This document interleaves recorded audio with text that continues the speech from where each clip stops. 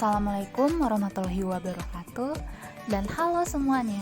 Kenalin, namaku Triksi dari program studi Teknik Lingkungan di Institut Teknologi Kalimantan. Yap, kampus yang berada di tengah hutan Kota Balikpapan, Kalimantan Timur.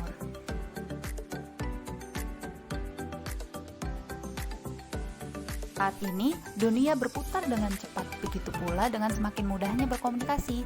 Siapapun bisa mempunyai akun di laman sosial media, seperti YouTube, Instagram, dan sebagainya, sehingga dapat memberikan informasi ke dunia maya. Nah, siapapun juga dapat mengakses informasi tersebut di sosial media atau laman lainnya, seperti laman berita daring. Hoax kini bisa dibilang sudah menjadi buzzword, yaitu sebuah istilah yang sedang naik daun, hangat dibicarakan, dan sering disebut oleh banyak orang. Pastinya kalian pernah lihat gambar seperti ini kan? Dan setiap minggunya pasti ada aja update berita hoax. Wah, berarti banyak sekali ya yang sudah tersebar dan terdata sebagai berita hoax. Berapa lapis tuh? Ratusan? Ribuan? Oke. Mari kita lanjut. Oke, sebenarnya hoax itu apa sih? Adapun kata hoax dalam KBBI dikategorikan sebagai adjektiva dan nomina. Sebagai adjektiva, kata hoax berarti tidak benar atau bohong. Dalam penulisannya sebagai frasa, hoax ini menggunakan kata yang diterangkan terlebih dahulu, misalnya menjadi informasi hoax. Namun hoax juga bisa berdiri sendiri sebagai nomina, dengan arti informasi bohong atau informasi palsu. Nah, KBBI 5 sekarang dapat diakses secara daring di kbbi.kemendikbud.go.id. UNESCO dalam publikasinya berjudul Journalism, Fake News and Disinformation yang dirilis tahun 2018 telah membagi hoax menjadi 3 kategori, yaitu misinformasi, disinformasi, dan malinformasi. Yang pertama, misinformasi. Beberapa kesalahpahaman dari informasi yang salah dengan sengaja dibuat untuk menyesatkan orang lain. Tapi banyak kesalahpahaman berpusat pada misinformasi akibat dari kelalaian yang tidak disengaja.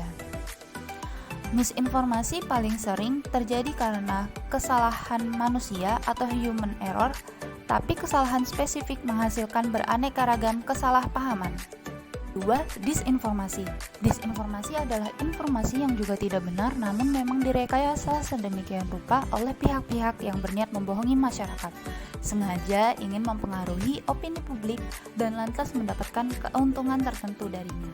3. Malinformasi. Malinformasi adalah informasi yang memang memiliki cukup unsur kebenaran, baik berdasarkan penggalan atau keseluruhan fakta objektif.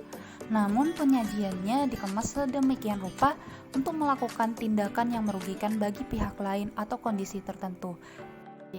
Silahkan dibaca definisi ketiga kategori dari hoax berikut ini. Bagaimana cara terhindar dari hoax agar kita tidak jatuh dalam lubang kebohongan? Biar terhindar, caranya begini. Waspada dengan judul bombastis dan provokatif. Cek sumbernya, apakah layak dipercaya atau tidak. Cek foto atau video, jangan-jangan editan atau nggak nyambung dengan tulisannya. Tanya ke orang yang ahli di bidangnya. Kalau COVID-19, ya ke dokter atau pakar yang terpercaya. Kita semua harus bergandengan tangan untuk hentikan peredaran hoax. Bagaimana upaya dari pemerintah? Contohnya pemerintah membuat laman informasi atau sosmed sendiri, contohnya channel Kemkominfo TV di YouTube dan laman covid19.go.id. Laman covid19.go.id bisa mengakses informasi COVID-19 di Indonesia dan informasi hoax dengan memilih Hoaxbuster. Pemerintah terus berupaya mengurangi laju penyebaran virus COVID-19. Namun, Kementerian Komunikasi dan Informatika masih menemukan banyak hoax di media sosial yang disebut mengganggu upaya pemerintah mengatasi pandemi COVID-19. Sepanjang Januari 2020 sampai Agustus 2021, Kementerian Kominfo menemukan sebaran isu hoax di medsos mencapai 4.355. 4.255 isu sudah di-take down dan 767 isu sudah dilakukan tindakan penegakan hukum. Kominfo menyebut hoax paling banyak ditemukan di Facebook dengan 1.795 sebaran. Kemudian di Twitter 105 sebaran dan YouTube 41 sebaran.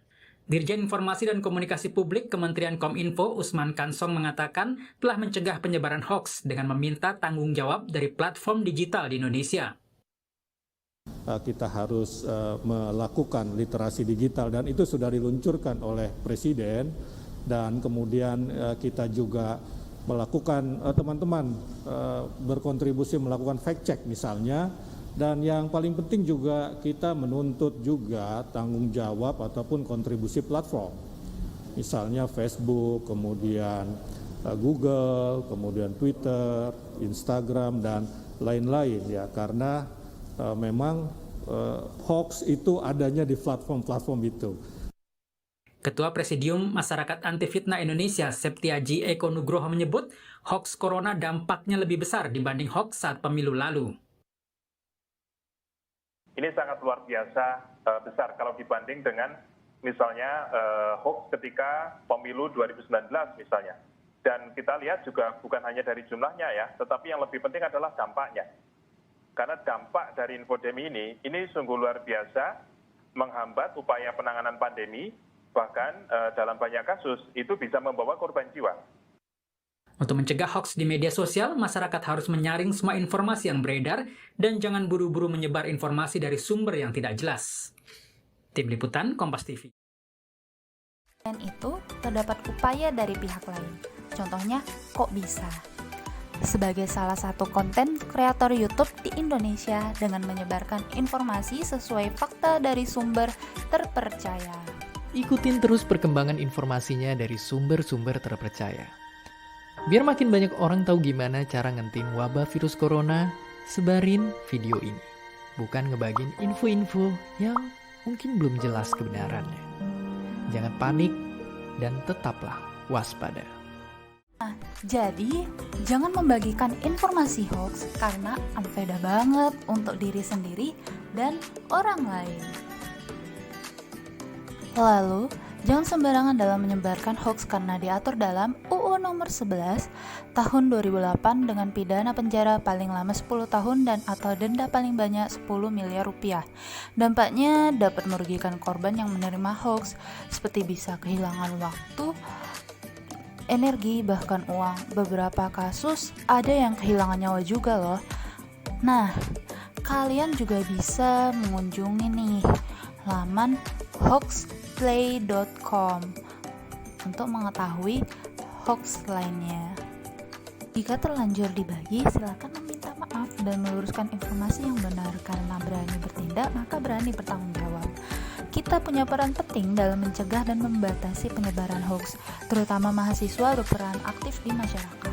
Ayo mainkan peranmu dan mulai misimu. Silakan klik like kalau suka dengan video ini atau dislike jika tidak suka. Jangan lupa komen, share, dan subscribe channel Triksi. Terima kasih telah menonton video ini. Semoga kita sehat selalu. Wassalamualaikum warahmatullahi wabarakatuh dan bye-bye.